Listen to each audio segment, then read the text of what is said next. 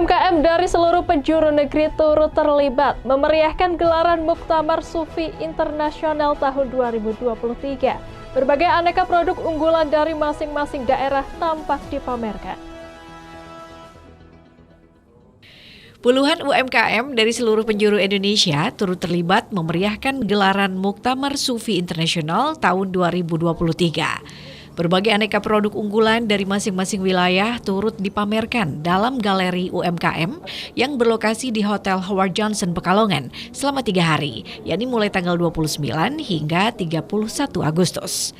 Perwakilan panitia Endriastri Berlianto menyampaikan, galeri UMKM Indonesia ini merupakan bagian dari World Sufi Assembly Conference 2023 di Pekalongan yang diinisiasi oleh Kanzu Sholawat di bawah bimbingan Habib Abu Bakar Alatos.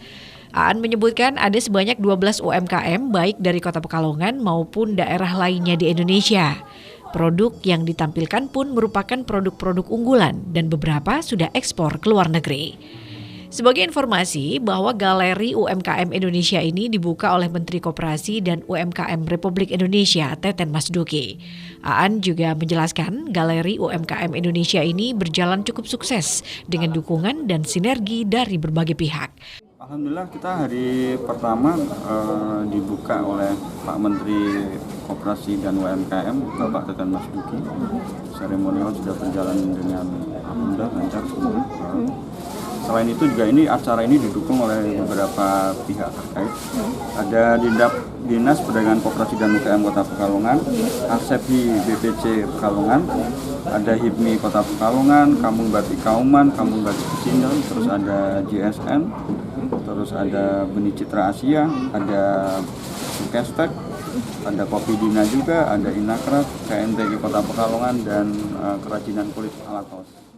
Hadirnya galeri UMKM pada acara Muktamar Sufi Dunia tahun ini harapannya bisa mengenalkan produk asli Indonesia ke kancah internasional. Kintana Agna, Batik TV melaporkan.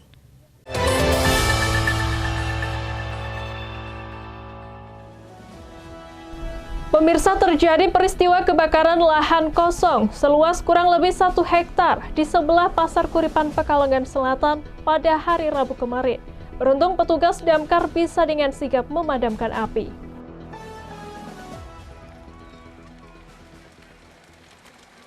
Kebakaran lahan kosong seluas kurang lebih 1 hektar di sebelah Pasar Kuripan Pekalongan Selatan terjadi pada hari Rabu kemarin tanggal 30 pukul 16.15 waktu Indonesia Barat. Peristiwa tersebut terjadi begitu cepat, api yang diduga berasal dari pembakaran sampah yang berdekatan dengan lahan kosong yang banyak ditumbuhi dengan ilalang. Beberapa orang yang mengetahui hal tersebut lalu segera menghubungi pemadam kebakaran. Dan dalam beberapa menit, tim pemadam kebakaran pun datang dengan membawa 2 unit mobil pemadam. Menurut saksi mata Mu'alimin, yang saat itu pertama kali melihat peristiwa tersebut. Menurutnya, kronologinya berawal dari bekas pembakaran sampah di pinggir jalan yang terhubung dengan lahan. Dalam peristiwa ini dipastikan tidak ada korban jiwa maupun kerugian materi. Oke Pak, ini terjadi kebakaran lahan di sebelah Pasar Kuripan ya, Pasar Lapak Kuripan ya. Bagian bagian yang blok apa Pak? Blok Selatan ya? Blok Selatan ya. Bengkel-bengkel dan besi-besi. Ini kejadiannya kronologinya bagaimana Pak? Titik api berawal dari sampah itu. Pembakaran sampah. Semua saya tanyain katanya nggak pernah memunculkan api.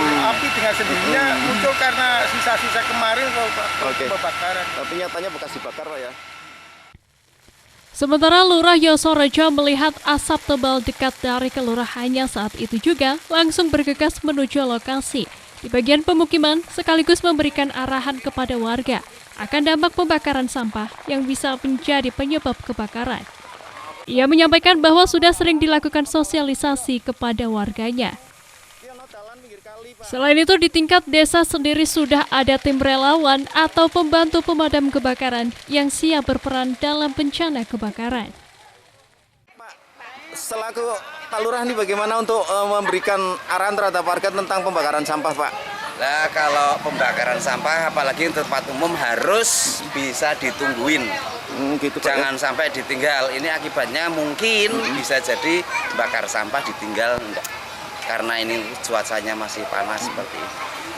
Bisa jadi karena itu bisa jadi. Dan dipastikan sudah mati disiram air. Alhamdulillah ini kalau bakar berkat sampah. kerja teman-teman Ya. dari pemadam kebakaran. Ya.